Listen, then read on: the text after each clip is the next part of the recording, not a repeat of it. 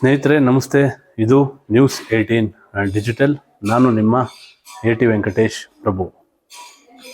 ಬೆಂಗಳೂರು ದಕ್ಷಿಣ ಜಿಲ್ಲೆಯ ಮಾಗಡಿ ವಿಧಾನಸಭಾ ಕ್ಷೇತ್ರದಲ್ಲಿ ಈಗ ರಾಜಕೀಯವಾಗಿ ಅಭಿವೃದ್ಧಿ ವಿಚಾರವಾಗಿ ಸಾಕಷ್ಟು ಹಗ್ಗಜಗ್ಗಾಟ, ರಾಜಕೀಯ ಗುದ್ದಾಟ ಪ್ರಾರಂಭ ಆಗಿದೆ.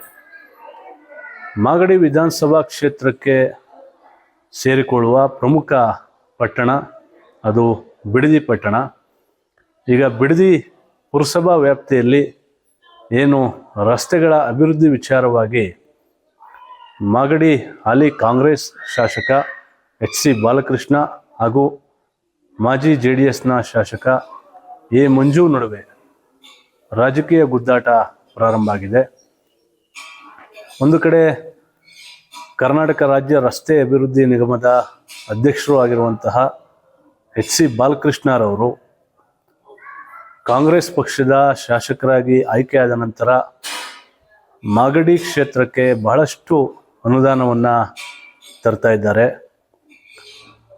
DCM DK ಶಿವಕುಮಾರ್ ಅವರ ಕಟ್ಟ ಬೆಂಬಲಿಗ ಆಗಿರ್ತಕ್ಕಂತಹ ಬಾಲಕೃಷ್ಣರವರು ತಮ್ಮದೇ ಆದಂತಹ ರಾಜಕೀಯ ಇತಿಹಾಸವನ್ನು ಹೊಂದಿದ್ದಾರೆ. ಜೊತೆಗೆ CM ಸಿದ್ದರಾಮಯ್ಯನವರ ಜೊತೆಗೂ ಕೂಡ ಅಷ್ಟೇ ಒಂದು ಒಳ್ಳೆಯ ಬಾಂಧವ್ಯವನ್ನು ಇಟ್ಕೊಂಡಿರುವಂಥ ಬಾಲಕೃಷ್ಣರವರು ಸಾಕಷ್ಟು ಅನುದಾನವನ್ನು ಮಾಗಡಿ ಕ್ಷೇತ್ರಕ್ಕೆ ತಂದು ಕೆಲಸವನ್ನು ಮಾಡ್ತಾ ಇದ್ದಾರೆ. ಜೊತೆಗೆ ಕ್ಷೇತ್ರದಲ್ಲಿ ಸಕ್ರಿಯರಾಗಿ ಕಾರ್ಯವನ್ನು ನಿರ್ವಹಿಸ್ತಾ ಇದ್ದಾರೆ. ಆದರೆ ಎಲ್ಲೋ ಒಂದು ಕಡೆ ಬಿಡದಿ ಪಟ್ಟಣದ ರಸ್ತೆಗಳು ಸಂಪೂರ್ಣವಾಗಿ ಹಾಳಾಗಿವೆ ಎನ್ನುವಂತಹ ಆರೋಪ ಈಗ ಕೇಳಿಬರ್ತಾ ಇದೆ. ಈ ನಿಟ್ಟಿನಲ್ಲಿ ಮಾಗಡಿಯ ಮಾಜಿ ಶಾಸಕ A ಮಂಜು ಮಾತನಾಡಿ, ನನ್ನ ಅವಧಿಯಲ್ಲಿ ಬಂದಂತಹ ಅನುದಾನವನ್ನು ಹೊರತುಪಡಿಸಿ ಹೊಸದಾಗಿ ಯಾವುದೇ ಒಂದು ಅನುದಾನ ಬಂದಿಲ್ಲ ಎನ್ನುವಂತಹ ಆರೋಪವನ್ನು A ಮಂಜು ಅವರು ಮಾಡ್ತಾ ಇದ್ದಾರೆ. ಇನ್ನು ಈ ಆರೋಪಕ್ಕೆ ಉತ್ತರ ಕೊಟ್ಟಿರುವಂತಹ ಶಾಸಕ ಬಾಲಕೃಷ್ಣರವರು ಕೆಲವರು ಶಾಪ ಆಗ್ತಾ ಇದ್ದಾರೆ. ಬಿಡದಿಯಲ್ಲಿ ಎಲ್ಲ ರಸ್ತೆಗಳು ಹಾಳಾಗಿವೆ, ಜಲ್ಲಿಯಾಗಿದೆ, ಜಲ್ಲಿ ರಸ್ತೆಯಲ್ಲಿ ಓಡಾಡುವಂತಹ ದುಸ್ಥಿತಿ ಬಂದಿದೆ ಎನ್ನುವಂತಹ ಶಾಪವನ್ನು ಹಾಕ್ತಾ ಇದ್ದಾರೆ. ಆದರೆ ಮುಂದಿನ 1 ತಿಂಗಳಲ್ಲಿ ಬಿಡದಿ ಪಟ್ಟಣದ ಎಲ್ಲ ರಸ್ತೆಗಳು ಕೂಡ ಅಭಿವೃದ್ಧಿ ಆಗಿರ್ತವೆ ಎನ್ನುವಂತಹ ಮಾತನ್ನ ಬಾಲಕೃಷ್ಣರವರು ಹೇಳ್ತಾ ಇದ್ದಾರೆ. ಯಾಕೀಗ ಬಿಡದಿ ಪಟ್ಟಣದಲ್ಲಿ ಕೆಲಸ ಆಯ್ತಾರದು ತಮ್ಮ ಗಮನದಲ್ಲಿ ಇಲ್ವಾ? ಎಲ್ಲ ವಾರ್ಡಲ್ಲೂ ಕೂಡ ಕಾಂಕ್ರೀಟ್ ರಸ್ತೆಗಳನ್ನ ಮಾಡ್ತಾ ಇದೀವಿ, ಟಾರ್ ರಸ್ತೆಗಳನ್ನ ಮಾಡಿದೀವಿ, ಎಲ್ಲ ಕಡೆ ಮಾಡ್ತಾ ಇದೀವಲ್ಲ. ಎಲ್ಲರೂ ಶಾಪನೂ ಆಗ್ತಾವ್ರೆ. ಕೆಲವರು ನಮ್ಮ ವಿರೋಧಿಗಳು ಎಲ್ಲ ಕಿತ್ತಾಕ್ಸ್ಬಿಡವನೆ, ರೋಡ್ಗಳು ಮಾಡಿಸ್ತಾವನೆ, MLA ಸರಿಯಾಗಿ ಕಂಪ್ಲೀಟ್ ಮಾಡಿಸ್ತಾ ಇಲ್ಲ ಅಂತ ಶಾಪ ಆಗ್ತಾ ಇರೋದು ನೋಡ್ತಾ ಇದ್ದೀರಾ. ಇನ್ನೊಂದು 1 ತಿಂಗಳು ಹೋದ್ರೆ ಸಂಪೂರ್ಣವಾಗಿ ರಸ್ತೆಗಳೆಲ್ಲ ಅಭಿವೃದ್ಧಿ ಆಗ್ತದೆ. ಆದರೆ ಇವತ್ತು ಸರ್ಕಾರ ಇಂಥ ವೇಗವಾಗಿ ನಗರೀಕರಣ ಆಗ್ತಾ ಇರ್ತಕ್ಕಂಥ ಪ್ರದೇಶವನ್ನು ಇನ್ನು ಸ್ಥಳೀಯವಾಗಿರ್ತಕ್ಕಂಥ ಶಾಸಕರು, ಜನಪ್ರತಿನಿಧಿಗಳು ಸರ್ಕಾರದ ಮೇಲೆ ಒತ್ತಡ ತಂದು ಒಂದು 100 ಕೋಟಿಯಷ್ಟು ಹಣವನ್ನು ತಂದು ಅಭಿವೃದ್ಧಿಪಡಿಸ್ಬೇಕು ಹಂತವಾಗಿ ಅಂತೇಳಿ ಒಂದು ತಲೆಯಲ್ಲಿ ಇಟ್ಕೊಂಡಿದ್ರೆ ಇಷ್ಟು ಈ ರಸ್ತೆ ಹಾಳಾಗ್ತಿರ್ಲಿಲ್ಲ. ಇವತ್ತವರೆಗೂ ಕೂಡ ಸರ್ಕಾರದಿಂದ ಒಂದು ಬಿಡಿಗಾಸನ್ನು ಕೂಡ ಇವತ್ತು ತಂದಿಲ್ಲ. ಹಿಂದೆ ಕುಮಾರಸ್ವಾಮಿಯವರು ನಾನು ಶಾಸಕನೇ ಇದ್ದ ಸಂದರ್ಭದಲ್ಲಿ 10 ಕೋಟಿ ವಿಶೇಷ ಅನುದಾನ ಬಿಡದಿ ಕೊಟ್ಟಿದ್ದು. ಅದರಲ್ಲಿ ಈಗ 6 ಕೋಟಿ ನಾವು ಖರ್ಚು ಮಾಡಿದ್ವಿ. ಇನ್ನು 4 ಕೋಟಿಯನ್ನು ಇವತ್ತು ಖರ್ಚು ಮಾಡಿ ಈ ಮುಖ್ಯ ರಸ್ತೆ ಮತ್ತು ಈ ಲಿಂಕ್ ರಸ್ತೆಗಳನ್ನು ಮಾಡ್ತಾ ಇರ್ತಕ್ಕಂಥದ್ದು. ಸರ್, ಈಗ ಬಿಡದಿ ಪುರಸಭೆ ವ್ಯಾಪ್ತಿಯಲ್ಲಿ ಓವರಾಲ್ 30 ಲ್ಯಾಕ್ಸ್ ಪ್ರತಿ ವಾರ್ಡ್ಗೂ ಹಂಚಿಕೆ ಮಾಡಿದ್ದೀವಿ ಸರ್. ನಮ್ಮದು ಬಾಡಿ ಇದೆ, ಡಿಸಿಷನ್ ತೊಗೊಂಡು 30 ಲಕ್ಷ ಹಾಕಿದ್ದೀವಿ. ಅದರಲ್ಲಿ ಬಿಡದಿ ಮುಖ್ಯ ರಸ್ತೆ ಏನಿದೆ, ಅಂಗಡಿಗಳದ್ದು ಏನಿದೆ ರೋಡು, ಅದರಲ್ಲಿ ಸರ್ 2 ಡ್ರೈನ್ ವರ್ಕ್ ನಡೀತಾ ಇದೆ. ಅಂದರೆ ಒಂದೊಂದು ಭಾಗದಲ್ಲಿ 30 ಲಕ್ಷ ಮತ್ತು ಆಪೋಸಿಟ್ 30 ಲಕ್ಷ. ಅದು ಒಂದು ಕಾಮಗಾರಿ ಮುಗಿದ ತಕ್ಷಣವೇ ಎದುರುಗಡೆ ತೊಗೊಳ್ತಿದ್ದಾರೆ. ನಂತರದಲ್ಲಿ ರಸ್ತೆದು 30 ಲಕ್ಷದ್ದು ಮತ್ತು ಇನ್ನೊಂದು ಮುಂದೆದ್ದು ಒಟ್ಟು 400 ಮೀಟ್ರು ಏನಿದೆ ಅಷ್ಟು 78 ಲಕ್ಷದ ಕಾಮಗಾರಿ ನಡೀತಾ ಇದೆ ಸರ್. ಇದೇನಂತಂದ್ರೆ ಅಲ್ಲಿ ಕ್ರೌಡೆಡ್ ಏರಿಯಾ ಆಗಿರೋದ್ರಿಂದ, ಅಂದ್ರೆ ವ್ಯಾಪಾರ ವಹಿವಾಟು ಪ್ರತಿದಿನ ಜಾಸ್ತಿ ಆಗ್ತಾ ಇರೋದ್ರಿಂದ ಅಲ್ಲಿ ಕೆಲಸ ಮಾಡಲಿಕ್ಕೆ ಕಾಂಟ್ರಾಕ್ಟರ್ಸ್ಗೆ ಸ್ವಲ್ಪ ಸಮಯ ಜಾಸ್ತಿ ತಗೊಳ್ತಾ ಇದೆ. ಇದನ್ನು ಕಂಪ್ಲೀಟ್ ಮಾಡಿಕೊಡ್ತಾರೆ ಸರ್ ಸದ್ಯದಲ್ಲೇ.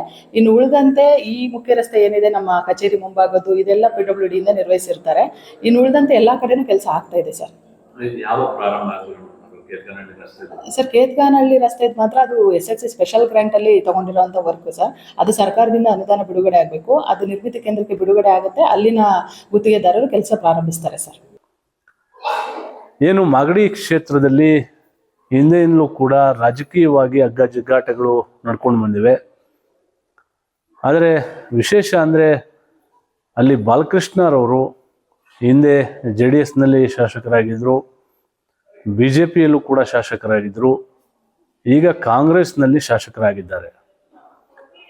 ಏನು ಹಿಂದೆ ಏನು ಅವರು ಶಾಸಕರಾಗಿ ಕಾರ್ಯವನ್ನು ನಿರ್ವಹಿಸಿದ್ರು, ಈಗ ಎಲ್ಲೋ ಒಂದು ಕಡೆ ಅವರಿಗೆ ಬಹಳಷ್ಟು ರಾಜಕೀಯವಾಗಿ ಬಲ ಸಿಕ್ಕಿದೆ. ಯಾಕಂದರೆ DCM ಆಗಿರ್ತಕ್ಕಂತಹ DK ಶಿವಕುಮಾರ್ ಅವರ ಆಪ್ತ ಬಳಗದಲ್ಲಿ ಬಾಲಕೃಷ್ಣರವರು ಗುರುತಿಸ್ಕೊಂಡಿದ್ದಾರೆ. ಹಾಗಾಗಿ ಅವರು ನಿಗಮದ ಅಧ್ಯಕ್ಷರು ಕೂಡ ಆಗಿದ್ದಾರೆ. ಜೊತೆಗೆ ರಾಜ್ಯ ಸರ್ಕಾರದಲ್ಲಿ ಬರ್ತಕ್ಕಂತಹ ಅನುದಾನವನ್ನು ಸಲೀಸಾಗಿ ತಮ್ಮ ಕ್ಷೇತ್ರಕ್ಕೆ ತೆಗೆದುಕೊಂಡು ಬರ್ಬೋದಾದಂತಹ ಸಾಲಲ್ಲಿ ಅವರು ಕೂಡ ಬಹಳ ಮುಂಚೂಣಿಯಲ್ಲಿ ನಿಲ್ತಾರೆ. ಯಾಕಂದರೆ DK ಶಿವಕುಮಾರ್ ಅವರ ಅತ್ಯಾಪ್ತ ಬಳಗದಲ್ಲಿ ಗುರುತಿಸಿಕೊಂಡಿರುವಂತಹ ಹಿನ್ನೆಲೆ ಕ್ಷೇತ್ರದ ಅಭಿವೃದ್ಧಿ ವಿಚಾರವಾಗಿ ಅವರು ಕೂಡ ಬಹಳಷ್ಟು ಸರ್ಕಸ್ಸನ್ನು ಮಾಡ್ತಾ ಇದ್ದಾರೆ, ಅನುದಾನವನ್ನು ತರ್ತಾ ಇದ್ದಾರೆ.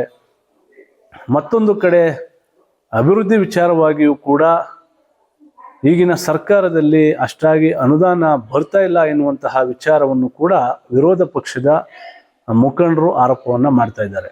ಹಾಗಾಗಿ ಈಗ ಬಿಡದಿ ಪಟ್ಟಣದಲ್ಲಿ ಏನು ರಸ್ತೆಗಳು ಹಾಳಾಗಿವೆ, ಈಗ ಸ್ವತಃ ಶಾಸಕರಾದ ಬಾಲಕೃಷ್ಣರವರು ಹೇಳಿದಂತೆ ಮುಂದಿನ 1 ತಿಂಗಳಲ್ಲಿ ಅವುಗಳು ಸರಿಯಾಗ್ತವ ಎನ್ನುವಂಥದ್ದು ಕಾದು ನೋಡಬೇಕಾಗಿದೆ. ನಿರ್ಭೀತ, ನಿಷ್ಪಕ್ಷಪಾತ, ವಿಶ್ವಾಸಾರ್ಹ ಸುದ್ದಿಗಳಿಗೆ ಮತ್ತೊಂದು ಹೆಸರಾಗಿರೋ News18 ಕನ್ನಡ ಈಗ ಆಪ್ನಲ್ಲೂ ಲಭ್ಯ ಇದೆ. ದಯವಿಟ್ಟು ಇಲ್ಲಿರೋ QR ಕೋಡ್ ಅನ್ನು ಸ್ಕ್ಯಾನ್ ಮಾಡಿಕೊಂಡು ಆಪ್ ಡೌನ್ಲೋಡ್ ಮಾಡೋದಕ್ಕೆ ಮರಿಬೇಡಿ. ನಿಮ್ಮ ಬೆಂಬಲ ಹೀಗೆ ಸದಾ ನಮ್ಮೊಂದಿಗಿರಲಿ. ಧನ್ಯವಾದ.